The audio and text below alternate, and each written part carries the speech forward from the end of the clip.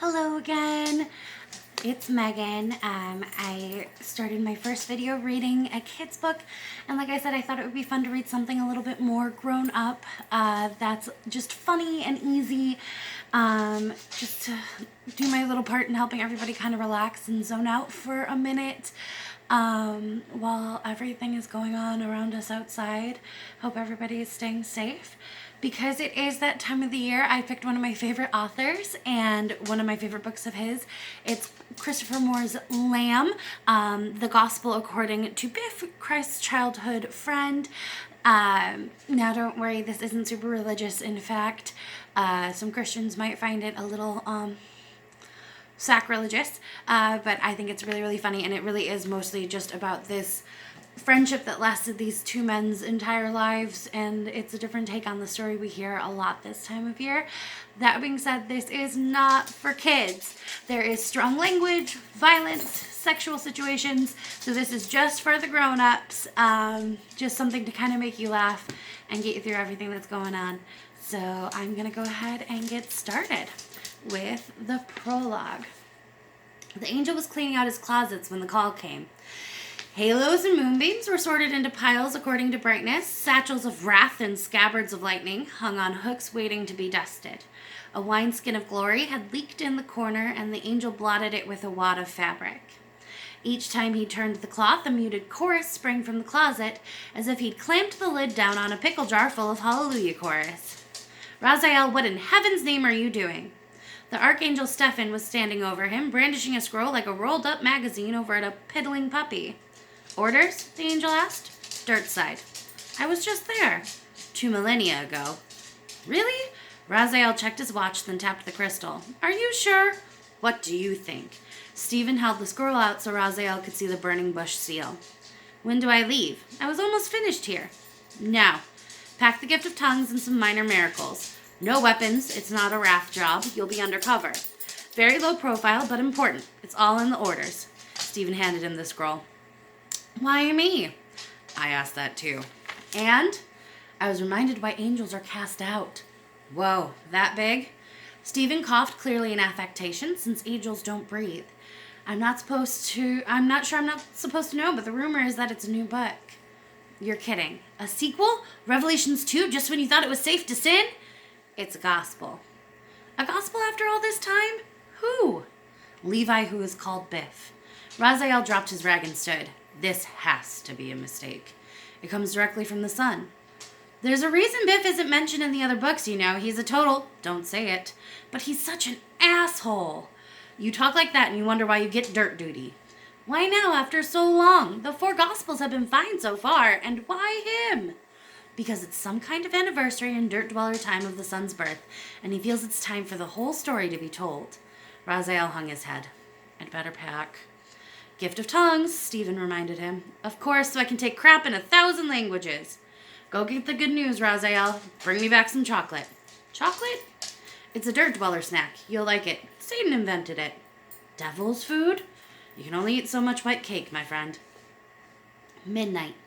The angel stood on a barren hillside on the outskirts of the holy city of Jerusalem. He raised his arms aloft, and a dry wind whipped his white robe around him. Arise, Levi, who is called Biff.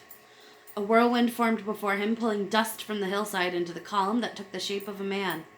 Arise, Biff, your time has come. The wind whipped into a fury, and the angels pulled the sleeve of his robe across his face. Arise, Biff, and walk among the living. The whirlwind began to subside, leaving the man-shaped column of dust standing on the hillside. In a moment, the hillside was calm again. The angel pulled a gold vessel from his satchel and poured it over the column. The dust washed away, leaving a muddy, naked man sputtering in the starlight. Welcome back to the living, the angel said. The man blinked, then held his hand before his eyes as if he expected to see through it. I'm alive, he said in a language he had never heard before. Yes, the angel said. What are these sounds? These words? You've been given the gift of tongues. I've always had the gift of tongues. Ask any girl I've known. What are these words? Languages. You've been given the gift of languages, as were all the apostles. Then the kingdom has come. Yes. How long? 2,000 years ago. You worthless bag of dog shit, said Levi, who was called Biff, as he punched the angel in the mouth. You're late. The angel picked himself up and gingerly touched his lip. Nice talk to a messenger of the Lord. It's a gift, Biff said. Part 1. The Boy. God is a comedian playing to an audience that is afraid to laugh. Voltaire. Chapter 1. You think you know how the story is going to end, but you don't. Trust me. I was there. I know. The first time I saw the man who would save the world, he was sitting near the central well in Nazareth with a lizard hanging out of his mouth.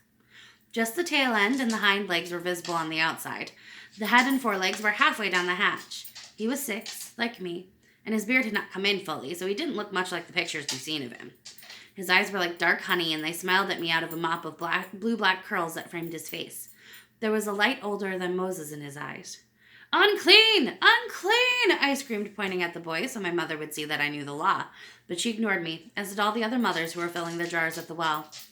The boy took the lizard from his mouth and handed it to his younger brother, who sat beside him in the sand. The younger boy played with the lizard for a while, teasing it until it reared its little head as if to bite.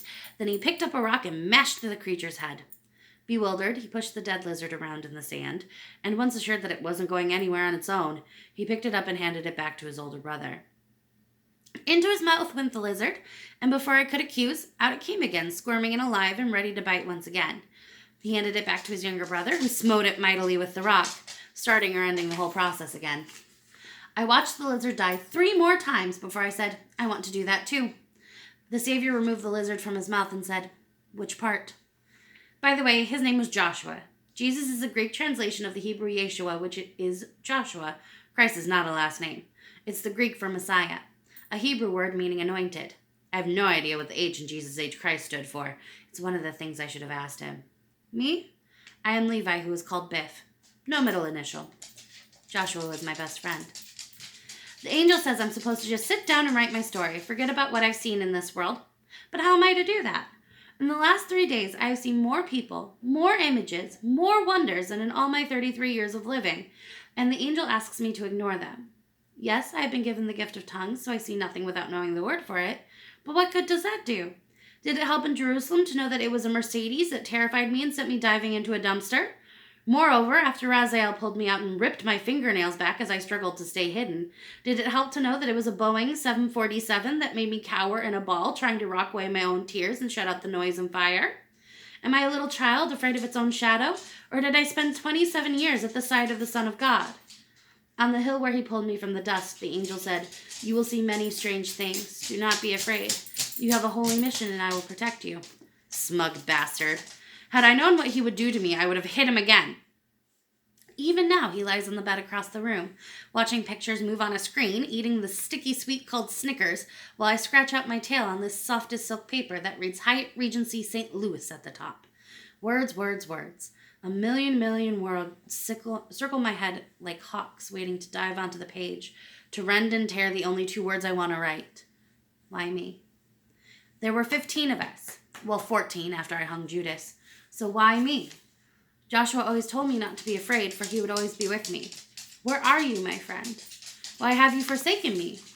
You wouldn't be afraid here. The towers and machines and the shrine and stink of this world would not daunt you. Come now and I'll order a pizza from room service. You would like pizza. The servant who brings it is named Jesus, and he's not even a Jew. You always liked irony. Come on, Joshua. The angel says you are yet with us. You can hold him down while I pound him. Then we will rejoice in pizza. Raziel has been looking at my writing and is insisting that I stop whining and get on with the story. Easy for him to say. He didn't just spend the last 2,000 years buried in the dirt. Nevertheless, he won't let me order pizza until I finish the section.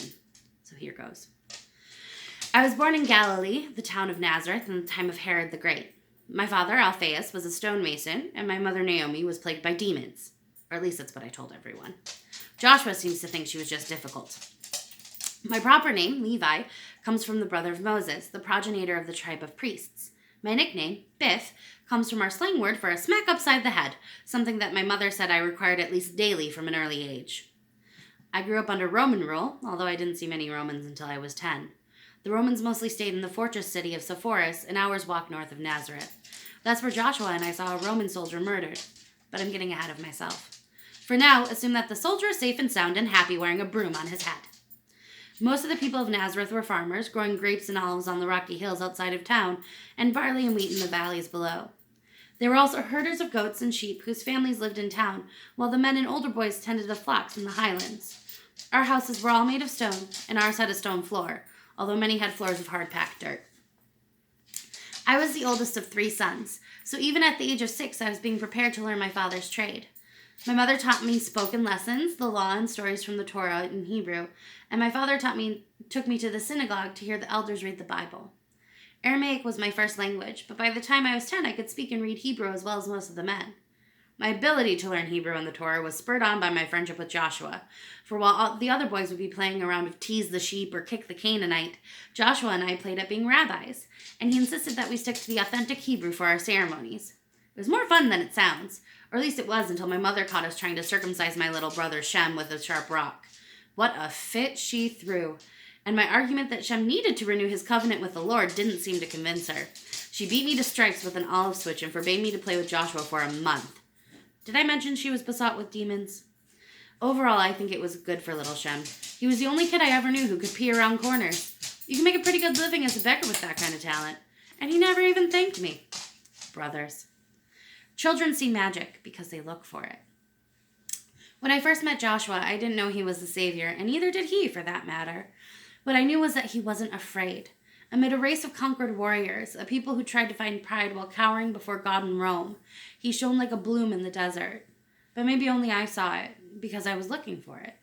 To everyone else, he seemed like just another child, the same needs and the same chance to die before he was grown.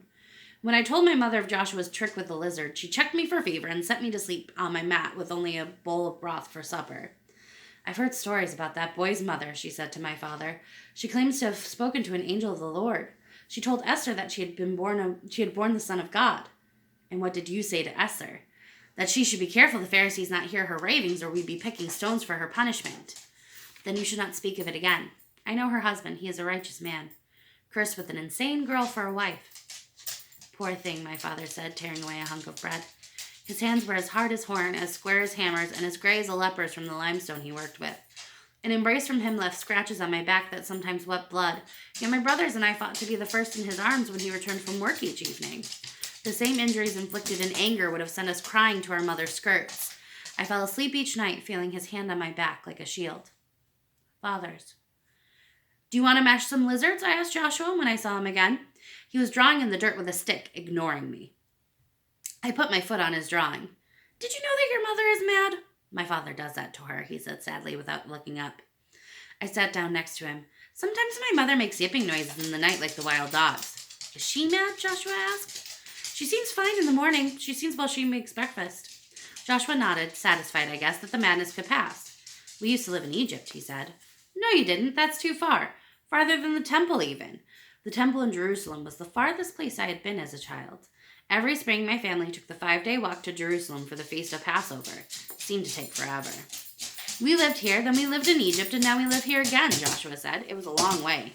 You lie. It takes 40 years to get to Egypt. Not anymore. It's closer now. It says in the Torah. My Abba read it to me. The Israelites traveled in the desert for 40 years. The Israelites were lost.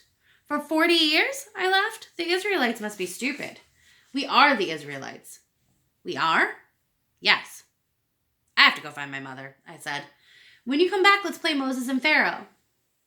The angel has confided in me that he is going to ask the Lord if he can become Spider-Man. He watches the television constantly, even when I sleep, and he has become obsessed with the story of the hero who fights demons from the rooftops. The angel says that evil looms larger now than it did in my time, and that calls for greater heroes. The children need heroes, he says. I think he just wants to swing from buildings in tight red jammies. What hero could touch these children anyway, with their machines and medicine and distances made invisible? Raziel, not a hero weak, and he would trade the sword of God to be a web slinger. In my time, our heroes were few, but they were real. Some of us could even trace our kinship to them. Joshua always played the heroes. David, Joshua, Moses, while I played the evil ones, Pharaoh, Ahab, and Nebuchadnezzar. If I had a shekel for every time I was slain as a Philistine, well, I'd not be riding a camel through the eye of a needle anytime soon, I'll tell you that. As I think back, I see that Joshua was practicing for what he would become. Let my people go, said Joshua as Moses. Okay. You can't just say okay. I can't? No, the Lord has hardened your heart against my demands. Why'd you do that? I don't know. He just did. Now let my people go. Nope. I crossed my arms and turned away like someone whose heart is hardened. Behold, as I turn this stick into a snake. Now let my people go. Okay. You can't just say, okay. Why? That's a pretty good trick with the stick. But that's not how it goes. Okay. No way, Moses. Your people have to stay. Joshua waved his staff in my face. Behold, I will plague you with frogs. They will fill your house and your bedchamber and get on your stuff. So that's bad. Let my people go, Pharaoh. Sort of like frogs. Dead frogs, Moses threatened. Piles of stinking dead frogs. Oh, in that case, you better take your people and go. I have some sphinxes and stuff to build anyway. Damn it, Biff, that's not how it goes. I have more plagues for you. I want to be Moses. You can't. Why not? I have the stick. Oh. And so it went. I'm not sure I took to playing the villains as easily as Joshua took to being the heroes. Sometimes we recruited our little brothers to play the more loathsome parts. Joshua's little brother, Judah, and James played the whole populations like the Sodomites outside of Lot's door. Send out those 2 angels so that we can know them.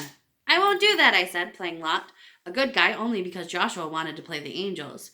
But I have 2 daughters who don't know anything. You can meet them. Okay, said Judah. I threw open the door and let my imaginary daughters outside so they could know the Sodomites. Pleased to meet you. Charmed, I'm sure. Nice to meet you.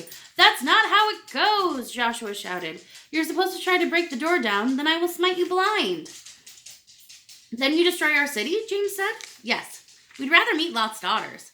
Let my people go, said Judah, who was only 4 and often got his stories confused. He particularly liked the Exodus because he and James got to throw jars of water on me as I led my soldiers across the Red Sea after Moses. That's it, Joshua said. Judah, you're Lot's wife. Go stand over there. Sometimes Judah had to play Lot's wife no matter what story we were doing.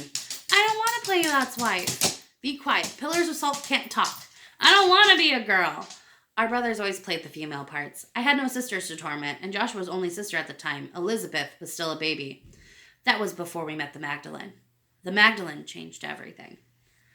After I overheard my parents talking about Joshua's mother's madness, I often watched her, looking for signs. But she seemed to go about her duties like all the other mothers, tending to the little ones, working in the garden, fetching water, and preparing food. There was no sign of going about on all fours or foaming at the mouth as I had expected. She was younger than many of the mothers, and much younger than her husband, Joseph, who was an old man by the standards of our time. Joshua said that Joseph wasn't his real father, but he wouldn't say who his father was. When the subject came up and Mary was in earshot, she would call to Joshua, then put her fingers to her lips to signal silence. Now's not the time, Joshua. Biff would not understand. Just hearing her say my name made my heart leap. Early on, I developed a little boy love for Joshua's mother that set me into fantasies of marriage and family and future. Your father is old, huh, Josh? Not too old. When he dies, will your mother marry his brother? My father has no brothers. Why? No reason. What would you think if your father was shorter than you? He isn't. But when your father dies, your mother could marry someone shorter than you, and he would be your father. You would have to do what he says. My father will never die. He is eternal. So you say, but I think that when I'm a man and your father dies, I will take your mother as my wife. Joshua made a face now as if he'd bitten into an unripe fig. Don't say that, Biff. I don't mind that she's mad. I like her blue cloak and her smile. I'll be a good father. I'll teach you how to be a stonemason, and I'll only beat you when you're a snot. I would rather play with lepers than listen to this. Joshua began to walk away. Wait, be nice to your father, Joshua Bar Biff. My own father used my full name like this when he was trying to make a point. Is it not the word of Moses that you must honor me? Little Joshua spun on his heel. My name is not Joshua Bar Biff, and it is not Joshua Bar Joseph either. It's Joshua Bar Jehovah. I looked around, hoping that no one had heard him. I didn't want my only son. I planned to sell Judah and James into slavery, to be stoned to death for uttering the name of God in vain. Don't say that again, Josh. I won't marry your mother. No, you won't. I'm sorry. I forgive you. She will make an excellent concubine. Don't let anyone tell you that the Prince of Peace never struck anyone. In those early days, before he had become who he would be, Joshua smote me in the nose more than once. That was the first time. Mary would say my one true love until I saw the Magdalene. If the people of Nazareth thought Joshua's mother was mad, there was little said out of respect for her husband Joseph. He was wise in the law, the prophets, and the Psalms, and there were few wives in Nazareth who didn't serve supper in one of his smooth olive wood bowls. He was fair, strong, and wise. People said that he had once been an Essen, one of the dour ascetic Jews who kept to themselves and never married or cut their hair. But he did not congregate with them, and unlike them, he still had the ability to smile. In those early years, I saw him very little, as he was always in Sepphoris, building structures for the Romans and the Greeks, and the landed Jews of that city. But every year, as the Feast of Firsts approached, Joseph would stop his work in the fortress city and stay home carving bowls and spoons to give to the temple. During the Feast of Firsts, it was the tradition to give first lambs, first grain, and first fruits to the priests of the temple. Every first son, even first sons born during the year, were dedicated to the temple, either by promising them for labor when they were older or by a gift of money. Craftsmen like my father and Joseph could give things that they made, and in some years my father fashioned mortars and pestles or grinding stones for the tribute, while in others he gave tithes of coin. Some people made the pilgrimage to Jerusalem for this feast, but since it fell only 7 weeks after Passover, many families could not afford to make the pilgrimage, and gifts went to our simple village synagogue. During the weeks leading up to the feast, Joseph sat outside of his house in the shade of an awning he had made, wearing the gnarled olive wood with adze and chisel, while Joshua and I played at his feet. He wore the single-piece tunic that we all wore, a rectangle of fabric with a neck hole in the middle, belted with a sash so that the sleeves fell to the elbows and the hem fell to the knees. Perhaps this year I should give the temple my first son, eh, Joshua? Wouldn't you like to clean the altar after the sacrifices? He grinned to himself without looking up from his work. I owe them a first son, you know. We were in Egypt at the first feast when you were born. The idea of coming into contact with blood clearly terrified Joshua, as it would any Jewish boy. Give them James, Abba. He is your first son. Joshua shot a glance my way to see if I had reacted. I had, but it was because I was considering my own status as first son, hoping that my father wasn't thinking along the same lines. James is a second son. The priests don't want second sons. It will have to be you. Joshua looked at me before he answered, then back at his father. Then he smiled. But Abba, if you should die, who will take care of Mother if I am at the temple? Someone will look after her, I said. I'm sure of it. I will not die for a long time, Joseph tugged at his gray beard. My beard goes white, but there's a lot of life in me yet. Don't be so sure, Abba, Joshua said. Joshua dropped the bowl he was working on and stared into his hands. Run along and play, you two, he said, his voice little more than a whisper. Joshua stood and walked away. I wanted to throw my arm around the old man, for I had never seen a grown man afraid before, and it frightened me. Can I help? I said, pointed to the half-finished bulb that lay in Joshua's lap. You go with Joshua. He needs a friend to teach him to be human. Then I can teach him to be a man. That is the end of chapter 1. I will continue this tomorrow, hopefully. Like I said in the description, I don't owe any of this, and this is really just for fun. I'm not planning on making any money off of this, so please, hopefully nobody takes this off of the channel, but if they do, I will find something else to read for you, I promise. I hope you're enjoying it. If you are, leave a comment about suggestions you want to hear, all that kind of good stuff. And take care of yourselves out there, okay?